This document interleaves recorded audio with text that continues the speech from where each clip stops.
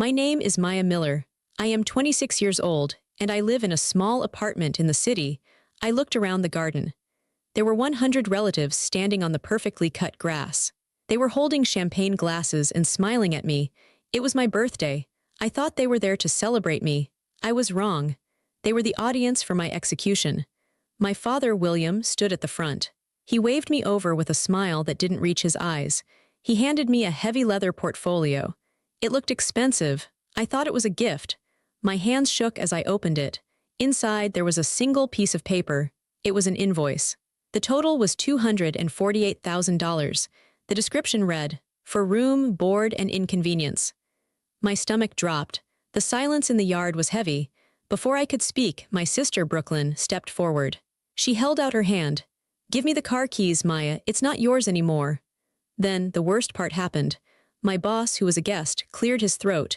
He looked at the ground and told me I was fired. He said my parents' reference changed everything.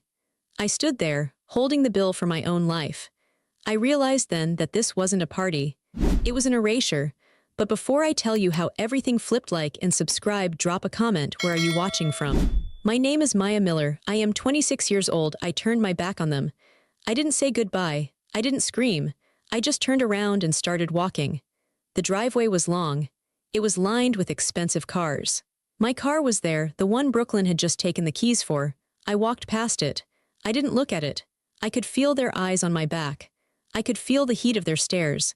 I knew they were waiting for me to break. They wanted me to turn around and beg. They wanted me to cry and ask for a ride. I didn't give them that satisfaction. I walked out of the iron gates of the estate. The heavy metal clicked shut behind me. That sound was final. It was the sound of a prison door opening, not closing. I was outside. They were inside. My apartment was 3 miles away. I was wearing high heels. They were nude pumps, expensive and tight. They were shoes meant for sitting at a dinner table, not for walking on asphalt. I took the first step onto the main road. The sun was going down. The sky was a mix of orange and purple, but I didn't care about the view. I only cared about putting one foot in front of the other. The first mile was pure shock. My mind was blank. It was like static on a television screen. I just kept replaying the scene in the garden, my father's smile, the weight of the leather portfolio in my hand, Brooklyn's greedy hand reaching for my keys, my boss looking at his shoes. By the second mile, the physical pain started. My heels rubbed against the back of my ankles. I could feel the skin breaking. A blister formed and then popped. The sting was sharp. It woke me up. I stopped for a second and looked down. There was a small spot of blood on the back of my shoe. I took the shoes off. I held them in my hand. I walked barefoot on the sidewalk. The concrete was rough and still warm from the day. It scraped the soles of my feet. The pain was good. It was real. The pain in my heart was too big to understand yet, but the pain in my feet was simple. It grounded me. I kept walking. Cars drove past me. People looked out their windows. They saw a woman in a nice dress walking barefoot on the side of the road, carrying a leather folder. They probably thought I was crazy. Maybe I was. Or maybe I was finally seeing clearly for the first time. I started to think. This wasn't an accident. This wasn't a fight that got out of control. My parents didn't just lose their tempers. You don't type up an invoice for $248,000 by accident. You don't invite a boss to a party just to fire an employee by accident. This was a plan. They had sat down and planned this. They probably had dinner with Brooklyn and discussed it. They picked the date, my birthday. They picked the venue, their garden. They picked the audience, the family. It was a coordinated attack. It was an ambush. Why? The questions circled in my head. Why would they do this? I had been a good daughter. I got good grades. I got a good job. I never asked them for money. I was independent. And then it hit me. That was the problem. I was independent. I reached my apartment building. My feet were dirty and bleeding. My legs shook. I climbed the stairs because I didn't want to see anyone in the elevator. I unlocked my door. My apartment was small. It was quiet. It smelled like lemon cleaner and old books. It was mine. I paid the rent. I bought the furniture. I dropped the leather portfolio on the floor. It made a heavy thud. I didn't go to the kitchen to get water. I didn't go to the bathroom to wash my feet. I went straight to my desk. I sat down and opened my laptop. The screen glowed blue. It was the only light in the room. I typed in my password. My fingers flew across the keys. I wasn't crying. I wasn't shaking anymore. I felt cold. A deep, icy cold inside my chest. My father thought he was smart. He was a businessman. He dealt with contracts and handshakes. He thought power was money and shouting. He didn't understand my world. I am a data analyst. I understand patterns. I understand numbers. I understand how to find things that people want to hide. I opened a terminal window. The black box appeared on the screen with a blinking white cursor. It waited for my command. Okay, I said out loud to the empty room. My voice was raspy. You want a war, we'll have a war. They thought they had taken everything from me. My car, my job, my family. But they forgot one thing. They forgot who I was. I wasn't just their daughter anymore. I was a threat. And I was going to fight them on my battlefield. I was going to use data. I looked at the portfolio on the floor. For a long time, I didn't touch it. It lay there like a dead animal. Finally, I reached down and picked it up. The leather was smooth. It smelled like my father's office. It smelled like money and old cologne. I opened it again. I took out the single sheet of paper. It was printed on high-quality linen paper. The header had my father's consulting firm logo on it.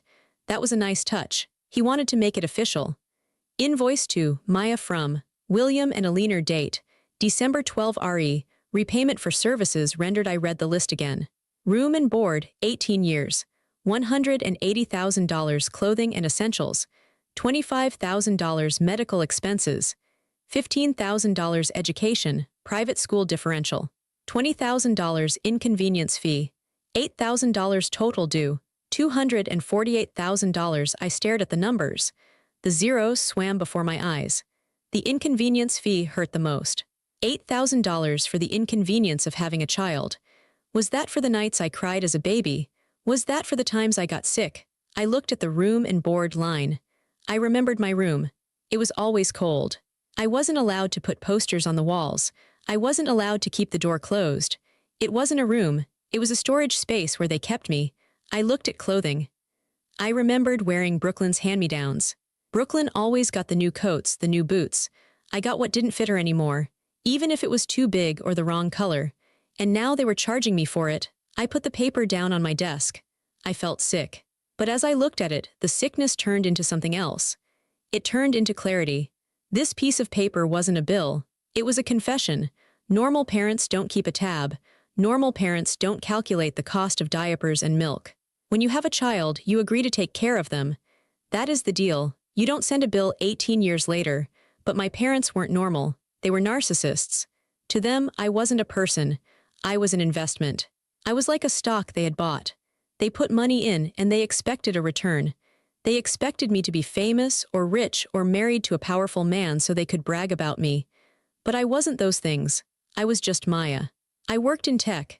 I lived in a small apartment. I was quiet. I didn't give them bragging rights. So, in their minds, the investment had failed. They wanted their money back. It made sense now. The way my mother would sigh when I talked about my job. Computers are so boring, Maya, she would say. Brooklyn is modeling now. That's exciting. They hated that I was competent. They hated that I didn't need them. When I was 20, I moved out. I worked 2 jobs to pay my own rent. I thought they would be proud. I was wrong. They were angry. They stopped inviting me to dinner for months. I didn't understand why back then. Now I did. They hate independence. If I am independent, they can't control me. If I pay my own bills, they can't tell me what to do. If I drive my own car, I can drive away from them. That's why they took the car today. It wasn't about the car. It was about mobility. They wanted to ground me like a teenager. That's why they got me fired. It wasn't about the job. It was about the money. Without a salary, I can't pay rent. If I can't pay rent, I have to move back home. I looked at the invoice again. They want me back, I whispered. They didn't want to get rid of me. They wanted to break me. They wanted me to lose everything. My home, my career, my pride, so I would have to crawl back to their house. They wanted me sleeping in my old cold room, asking them for money, depending on them for food. They wanted a slave. They wanted a victim. I felt a fire light up in my stomach. It burned away the sadness. They made a mistake, a big mistake. They thought showing me this invoice would scare me. They thought the debt would crush me. But it didn't. It liberated me. Because now I knew the rules. This wasn't a family relationship. It was a transaction, and if it was a transaction, I could audit it. You want to talk about money, I said to the paper. Okay. Let's talk about money. I turned back to my computer. The cursor was still blinking, waiting. They had sent me a bill for $248,000, but they had forgotten something. I had access to things they didn't know about. I knew where the real money was, and I knew they weren't as clean as they pretended to be. I wasn't going to pay this invoice. I was going to send them one of my own. My phone had been buzzing for 2 hours. It was vibrating on the desk like an angry insect. I looked at the screen. Texts from cousins. Messages from friends who had heard the gossip. Notifications from Instagram. Is it true you got fired? OMG, your dad is so mad. Saw Brooklyn's story, you okay? I didn't open them. I didn't reply. Silence is a wall. I stayed behind my wall. But I couldn't stay silent about my job. That was the first pillar they tried to knock down. I needed to fix it. Immediately. My boss, the one who fired me at the party, was a weak man. His name was Gary. Gary was scared of my father. My father was a big donor to the company's charity fund. Gary probably thought firing me would make my father happy. Gary didn't care about labor laws or fairness. He was a coward. If I called Gary, he wouldn't listen. He would stutter and make excuses. I needed to go over his head. I looked at the clock. It was 9 p.m. Late, but not too late for the people at the top. I searched my contacts for David Henderson. David was the regional director. He was 3 levels above Gary. 6 months ago, our company had a massive data breach. It was a Sunday. No one was answering their phones. I was the only one who noticed the server acting strange. I went in. I stopped the leak. I saved the company millions of dollars in potential lawsuits. David had called me personally to thank me. He gave me his personal cell number. If you ever need anything, Maya, he had said, you call me. I hoped he meant it. My hands were steady as I dialed the number. It rang once, twice, 3 times. My heart hammered against my ribs. What if he didn't answer? What if he believed my parents too? This is David. His voice was deep and tired. David, it's Maya. From data analytics. There was a pause. Maya, it's Sunday night. Is everything okay? Is the server down? The server is fine, I said. My voice was calm. I channeled that cold feeling in my chest. But I have a problem.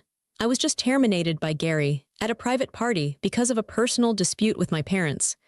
David was silent for a moment. Excuse me, you were fired when? 2 hours ago. Gary was a guest at my parents' house. My father is angry with me for personal reasons. He told Gary to fire me. Gary did it in front of 100 people. I kept it simple. Facts only. No emotion. I didn't tell him I walked home barefoot. I didn't tell him about the invoice. I just told him the professional violation. That is highly irregular, David said. His voice sounded sharper now. And illegal.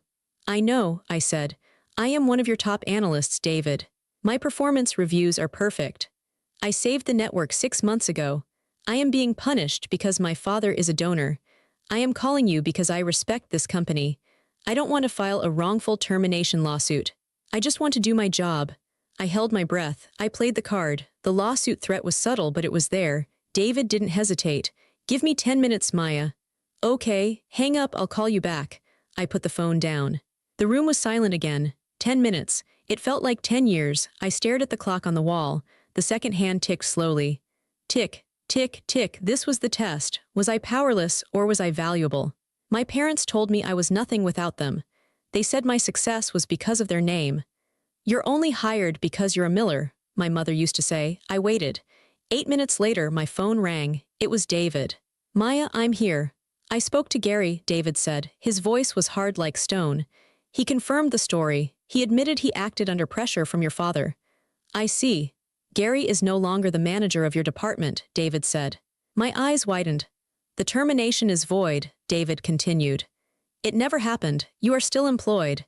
In fact, I am moving you to the senior security team. You'll report directly to headquarters, not the local branch. Gary can't touch you. Your parents can't touch you. I let out a breath I didn't know I was holding. Thank you, David. And Maya. Yes, we're adding a retention bonus. 10% raise, effective immediately. We don't like outside influence in our company. I apologize for what happened. Thank you, I said again. I'll see you on Monday. I hung up. I sat back in my chair. I did it. My parents had tried to cut my income. They tried to make me destitute so I would crawl back. Instead, I got their friend fired. I got a promotion. And I got a raise. For the first time that night, I smiled. It wasn't a happy smile. It was a grim, tight smile. Strike one. They thought I was weak. They thought I was the little girl who cried when she dropped her ice cream. They didn't know the woman I had become. They didn't know that while they were playing social games, I was building a career based on actual skill. I looked at the invoice again. $248,000. You want money? I thought. I just made more money. But I wasn't done. Reclaiming my job was just defense. I needed to go on offense. I turned back to the terminal window on my screen. It was time to look at the family finances. I was safe for now. I had my job, I had my salary, but that wasn't enough. My parents had attacked me. They had humiliated me. And most importantly, they had handed me an invoice claiming I owed them money. I needed to see if that was true. My father, William, was old-fashioned. He kept his passwords in a notebook in his desk drawer. I knew this because I used to play in his office as a kid, but I didn't need the physical notebook. 2 years ago, my father asked me to set up his home Wi-Fi and his new computer. "You're good with machines, fix it," he had barked at me. I fixed it. And while I was there, I set up a backdoor. I didn't do it to spy on him back then. I did it because I knew he would forget his password and blame me. I wanted a way to reset it remotely so he wouldn't yell at me. Now, that backdoor was my weapon. I typed in the command. Connecting to host, 192.168.1.55. Access granted. I was in his computer. It was too easy. He didn't have two-factor authentication. He didn't have complex firewalls. He was arrogant. He thought no one would dare touch him. I navigated through his folders. My documents, finances, tax returns. I started opening files. I felt like a detective in a movie, but there was no music, just the hum of my laptop fan. I looked at the bank statements first. My parents were rich, but they weren't as rich as they pretended to be. They spent a lot. Country club fees, leasing payments for cars, jewelry. They were bleeding cash to look important. Then I found the folder labeled trusts. My heart skipped a beat. My grandmother, my mother's mother, had passed away 5 years ago. She loved me. She was the only one who really loved me. She used to sneak me cookies when my mother put me on a diet. She used to read to me. When she died, there was a will. My parents told me she left everything to them to manage for the family. I was 21 then. I believed them. I didn't ask questions. I was grieving. I opened the file Grandma Rose Estate Distribution PDF. I read the legal text. My eyes scanned the pages. I hereby bequeath the sum of $500,000 to my granddaughter, Maya. I stopped breathing. $500,000. She had left me $500,000. Specifically to me, not to the family, to Maya, to be held in trust until she reaches the age of 21. I was 26. Where was the money? I started digging deeper. I searched for the account number listed in the will. I traced the transfers. The money had been deposited into a separate account 5 years ago. Then the withdrawals started. Withdrawal, $50,000 transferred to W&E joint checking. Withdrawal, $85,000 purchase, Mercedes-Benz dealership. I froze. The Mercedes, the one Brooklyn drove, the one she bragged about. Daddy bought it for me because I'm his favorite, she had said. He didn't buy it, I bought it. My grandmother's money, my money paid for Brooklyn's car. I felt like I was going to throw up. The betrayal was physical. It twisted my stomach. It wasn't just that they were mean. It wasn't just that they ignored me. They were thieves. I kept looking. Withdrawal, $20,000 renovation contractor. That was for the new kitchen I wasn't allowed to cook in. Withdrawal, $10,000 vacation, Paris. The trip they took without me. They had drained it, all of it. The balance in the trust account was $45.12. They stole $500,000 from their own daughter. They spent my inheritance on themselves and on Brooklyn. And then today they handed me a bill for $248,000. The audacity was breathtaking. It was evil. I sat back, shaking. Tears finally came. Hot, angry tears. I wiped them away roughly. Grandma Rose wanted me to be safe. She wanted me to have a start in life. She knew my parents. She knew they wouldn't help me. That money was her protection. And they took it. They took her love and turned it into sports cars and vacations. I looked at the screen. I had the proof. I had the bank logs. I had the digital signatures, my father's signature, my mother's signature. This wasn't just a family dispute anymore. This was a felony. This was embezzlement. This was fraud. I saved every file. I made copies. I backed them up to a cloud server they couldn't touch. I had come home feeling like a victim. I felt small and erased. But now, Now I was the most dangerous person in their lives. I wasn't just going to defend myself. I was going to take back what was mine. But I saw something else in the logs, something strange. There were monthly transfers going out to an account I didn't recognize. $5,000 every month. The recipient was BS Lifestyle LLC. I checked the incorporation documents for that LLC. The owner was Brooklyn Scarlett, my sister. Wait, my parents said Brooklyn was finding herself. They said she was working on her modeling career, but the bank records showed regular, scheduled payments from my parents' business account to Brooklyn's shell company. And looking closer, the authorization for these transfers came from Brooklyn's user ID. She wasn't just receiving allowance, she had access. I leaned closer to the screen.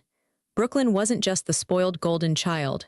She was an accomplice. I needed to see more. I needed to see exactly what my little sister was doing. I typed in a new command. I was going deeper. I sat in the dark. The glow of the computer screen was the only light. My eyes were tired, but my brain was wide open. I had found the stolen trust fund. That was the first crime, but the logs showed me something else, something active. I was looking at the transfers to BS Lifestyle LLC. $5,000. Every single month. I needed to know where that money was coming from.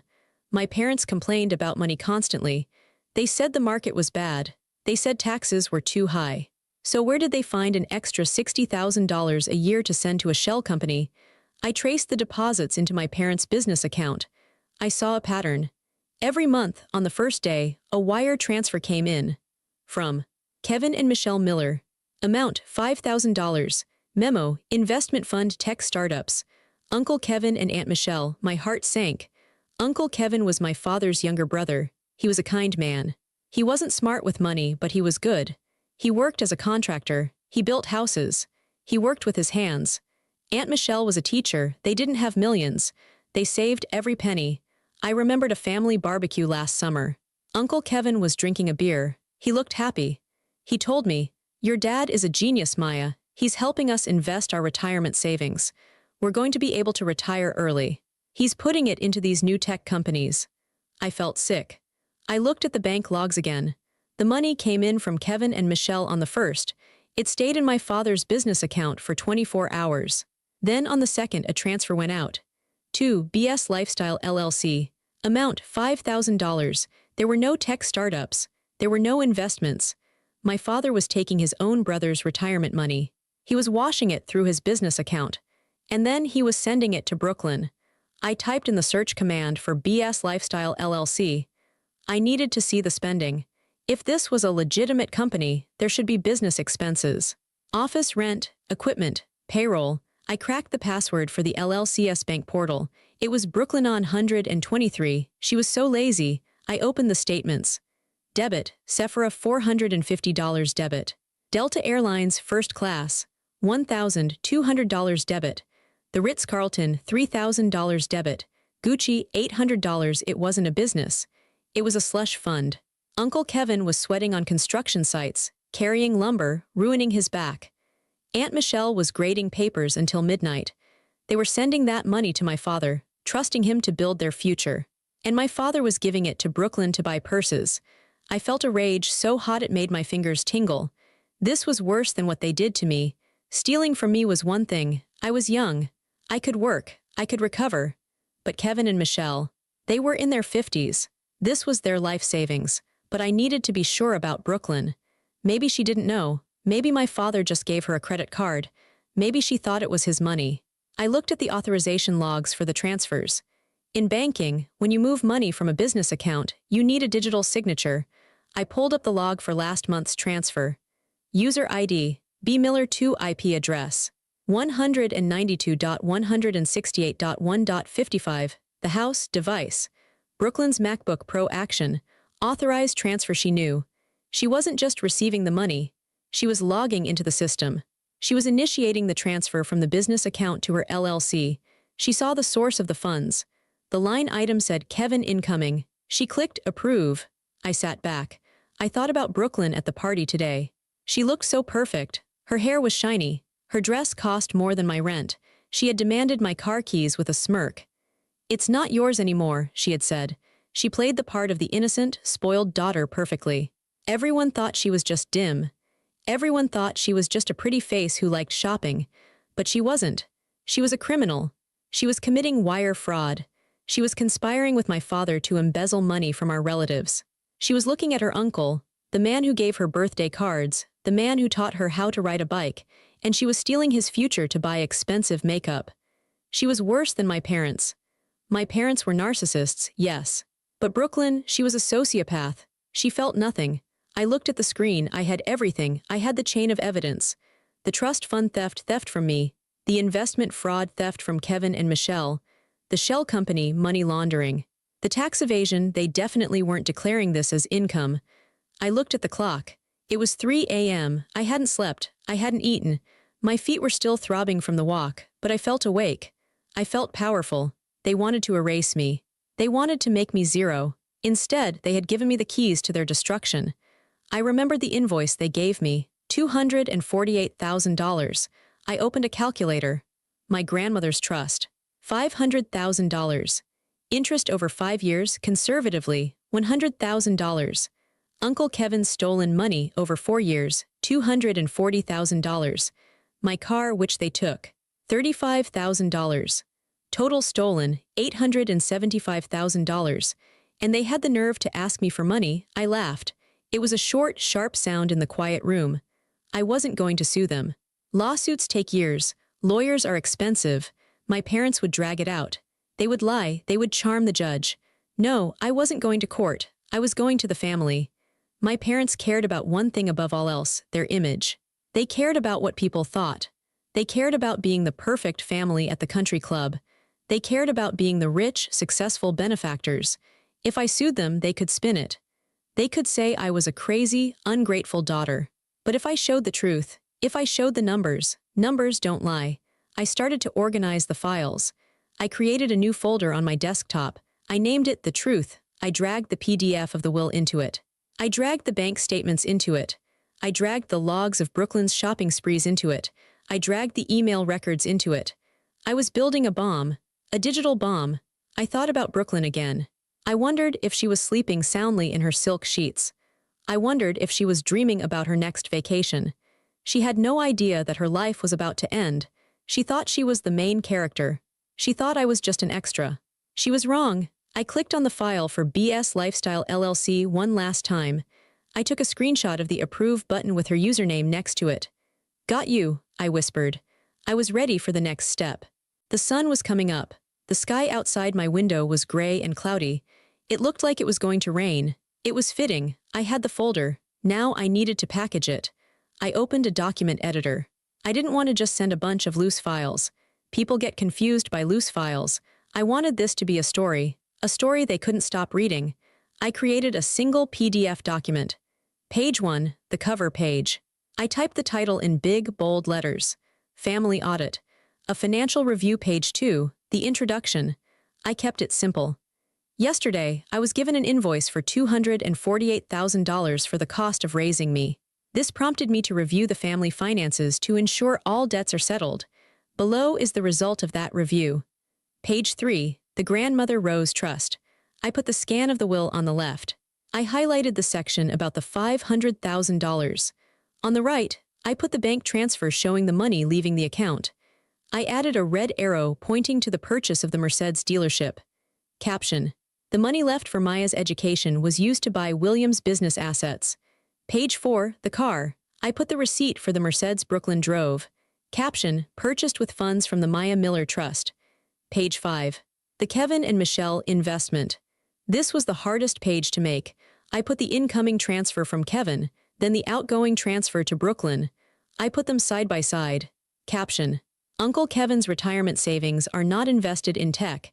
They are transferred directly to Brooklyn Scarlett for personal use. Page 6, Brooklyn's spending. I listed the purchases. Gucci, Ritz-Carlton, Sephora. Caption: how your investment money is actually spent.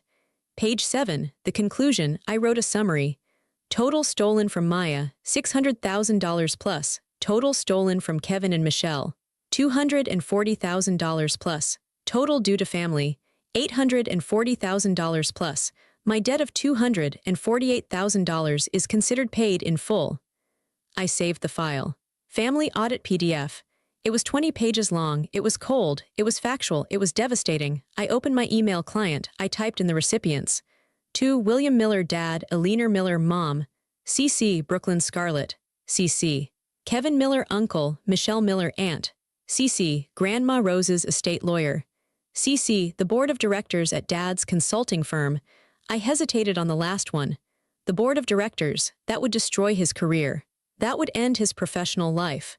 I looked at the invoice on my desk again. Inconvenience fee. I added the board of directors. I didn't write a message in the body of the email. I didn't write "I hate you" or "How could you." Anything I wrote would just look emotional. It would give them something to attack. "Oh, Maya is just hysterical," they would say. Silence is harder to argue with. I attached the file. The progress bar moved across the screen. Blue, steady. I felt a moment of fear. Once I sent this, there was no going back. The family was over. Sundays were over. Holidays were over. I would be an orphan, effectively. But then I realized I was already an orphan. They orphaned me yesterday in the garden. They orphaned me when they stole my grandmother's money. They orphaned me when they decided I was a balance sheet item, not a human being. This wasn't an attack, it was an autopsy. The body was already dead. I was just showing everyone how it died. I moved the mouse to the send button. My finger hovered over the mouse. I took a deep breath. I smelled the stale air of my apartment. I felt the ache in my feet. I felt the hunger in my stomach. "Goodbye," I said. I clicked. Message sent. I closed the laptop. I didn't wait to see if they read it. I knew they would. I stood up. My legs were stiff. I walked to the kitchen and poured a glass of water. I drank it in one long gulp. Then I went to my front door. I engaged the deadbolt. I engaged the chain lock. I wedged a heavy chair under the handle. I knew what was coming next. The silence was the weapon, but the explosion was coming. I sat on my couch. I wrapped a blanket around myself. I waited. 5 minutes passed. 10 minutes. Then my phone lit up. Incoming call. Dad, I watched it ring. I didn't touch it. Incoming call. Dad, incoming call. Mom, incoming call. Brooklyn, the phone buzzed and buzzed. It danced across the coffee table. Then the text started. Dad, Maya, pick up the phone. Dad.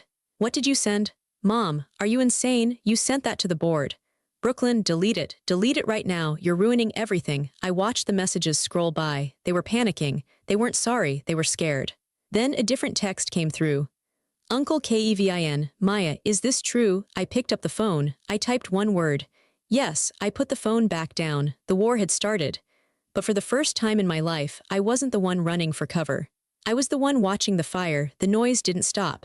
For 3 hours, my phone vibrated constantly. It was like a living thing in the room. My father left voicemails. I listened to one of them. Maya, you need to recall that email. Right now, tell them it was a mistake. Tell them you were hacked. If you don't, I will. I will ruin you. Do you hear me? I will sue you for slander. His voice was shaking. He wasn't angry, he was terrified. He knew that the bank logs didn't lie. He knew he couldn't sue for slander if it was the truth. Then my mother called. Her voicemail was different. She was crying. Maya, sweetheart, please, we can talk about this. We can fix this. We didn't mean to hurt you yesterday. We were just stressed. Please, honey, think about the family. Think about your sister. I deleted it. Think about your sister. That was always the line. I had to set myself on fire so Brooklyn could stay warm. Not anymore. Then the doorbell rang. It wasn't a polite ring. It was a pounding, fist on wood. Maya, open this door. It was my father. I sat on the couch. I didn't move. Maya. I know you're in there. Open the goddamn door. He kicked the door. The frame rattled. The chair I had wedged under the handle held firm. I stood up slowly. I walked to the door. I didn't open it. I stood on the other side. Go away, I said. My voice was calm. It surprised me how steady it was. Open the door, he screamed. Do you have any idea what you've done? The board called me. They're suspending me pending an investigation. Kevin is on his way over to my house with a lawyer. You have destroyed this family. I didn't destroy it, I said through the wood. I just turned on the lights. You ungrateful little brat. After everything we gave you. You gave me a bill, I said. Remember, $248,000, I just paid it. He went silent. I could hear him breathing heavily on the other side of the door. Maya, he said, his voice dropping to a desperate whisper. Please, just send an email saying it was a joke. I'll give you the money. I'll give you the $500,000. I'll buy you a car. Just fix it. He was trying to bribe me. He still thought everything was a transaction. He didn't understand that some things couldn't be bought. I looked down at the floor. I had printed something out before he arrived. It was a single sheet of paper. It was a printout from the Department of Justice website. Federal Sentencing Guidelines for Wire Fraud and Embezzlement. I slid the paper under the door. It made a soft scraping sound. "What is this?" he asked. I heard paper rustling. "Read it," I said. Silence, long silence. "You taught me to calculate costs, Dad," I said. "You wanted me to know the value of things, so I looked it up. That is the cost of fraud. That is the cost of stealing from your family. You would send your own father to jail. I didn't send you there," I said. "You drove yourself there, in Brooklyn's car." "Maya, go home, William," I said. I didn't call him Dad. "Go home and talk to your lawyer, you're going to need him." I heard a sound I had never heard before. It was a sob. My father, the strong, arrogant tyrant, was crying in the hallway of my cheap apartment building. "Please," he moaned. "Leave," I said, "or I call the police and show them the files too." It was a bluff. I had already decided I wouldn't go to the police unless I had to. The family knowing was enough. But he didn't know that. I heard him shuffle away. His footsteps were heavy and slow. I leaned my forehead against the cool wood of the door. I was shaking now. The adrenaline was leaving my body, leaving me weak. My phone buzzed again. It was a text from Uncle Kevin. "Kevin, I'm at the bank." The manager confirmed it. "The money is gone." "Thank you, Maya. You didn't destroy the family. You exposed a crime. I'm sorry we didn't see it sooner. Come over whenever you're ready. You always have a home with us." I stared at the screen. Tears blurred my vision. "You didn't destroy the family." That was the fear. That was the guilt I had been carrying. I thought I was the villain. I thought I was the one breaking things. But Kevin saw the truth. I walked back to the window. I looked down at the street. I saw my father's car pulling away. It swerved a little like a drunk driver. He was gone. The panic was happening in their house now. The yelling, the blaming. Brooklyn screaming because her credit cards were getting declined. My mother crying because her social standing was vaporizing. But in my apartment, it was quiet. It was the first time in 26 years that I felt safe. The fall didn't happen all at once. It happened in agonizing slow motion over the next 3 weeks. I watched it from a distance. I didn't go to the house. I didn't answer their calls. I got my updates from Uncle Kevin and, surprisingly, from the news. First, it was the job. 2 days after my email, my father was formally fired by the board. The character references he had used to get me fired came back to haunt him. The board didn't want a CEO who stole from his own relatives. It was a liability. Then came the lawsuits. Uncle Kevin didn't want to sue, but he had to. He had to recover his retirement money. He filed a civil suit against my father and against the BS Lifestyle LLC. Because of the lawsuit, the assets were frozen. The court ordered a seizure of property to pay for restitution. I walked past the house one day, about 2 weeks later. I stayed on the other side of the street. There were moving trucks in the driveway, but they weren't luxury movers. They were court-appointed liquidation teams. I saw men carrying out the furniture, the antique dining table where I wasn't allowed to speak, the expensive sofas, the art from the walls. It was all being tagged and loaded. It was just stuff. Without the light to hold it up, it was just wood and fabric. Then I saw the car. A tow truck was backing up to the garage. They hooked up the white Mercedes, Brooklyn's car, and then I saw Brooklyn. She ran out of the house. She wasn't wearing makeup. Her hair was messy. She was wearing sweatpants. "You can't take it," she screamed at the driver. "It's mine. My daddy bought it for me." The driver didn't even look at her. He just kept working the levers. The car lifted into the air. "Daddy, do something," Brooklyn yelled. My father walked out of the house. He looked 20 years older. His shoulders were slumped. He was wearing an old t-shirt. He looked defeated. He didn't look at Brooklyn. He just watched the car go. "It's gone, Brooklyn," he said quietly. "But what am I supposed to drive?" she shrieked. "How am I supposed to go to brunch?" "Take the bus," he said. I almost laughed. The irony was perfect. The BS Lifestyle LLC was dissolved. Brooklyn's brand died overnight. When the news came out that she had been funding her lifestyle by stealing from her uncle, her Instagram followers turned on her. The comments were brutal. "Thief, fraud, giving back the money." She deleted her account 3 days later. Without the money and without the social clout, Brooklyn was nobody. She had no degree. She dropped out. She had no work experience.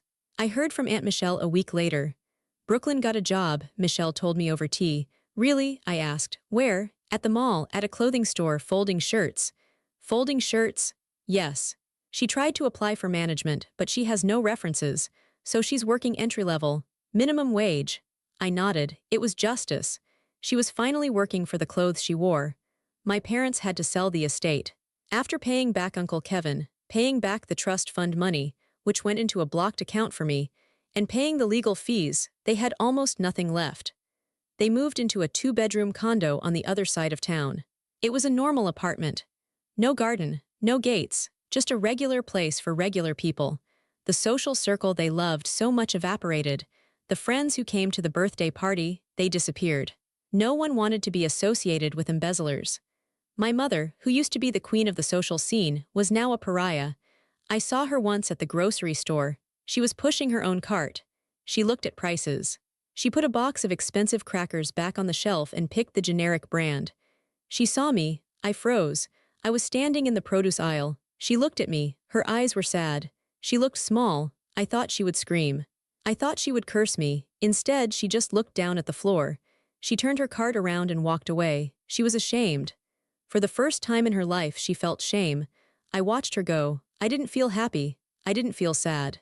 I just felt nothing. The cord was cut. She was just a woman in a grocery store. She wasn't the monster under my bed anymore. The kingdom they had built on lies had collapsed, and all it took was one person telling the truth. It has been 2 months since the party. My life is quiet now. I still live in my small apartment. I like it here. It feels like mine. I got the retention bonus from work. I got the raise. And surprisingly, I got the money from the trust fund. The court seized my father's remaining assets to repay it.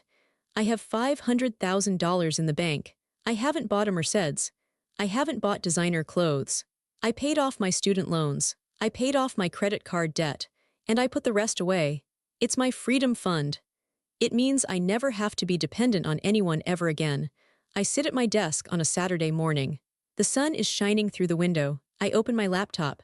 The folder The Truth is still on my desktop. I open it. I look at the files one last time. The invoice, the bank logs, the email, it's all history now.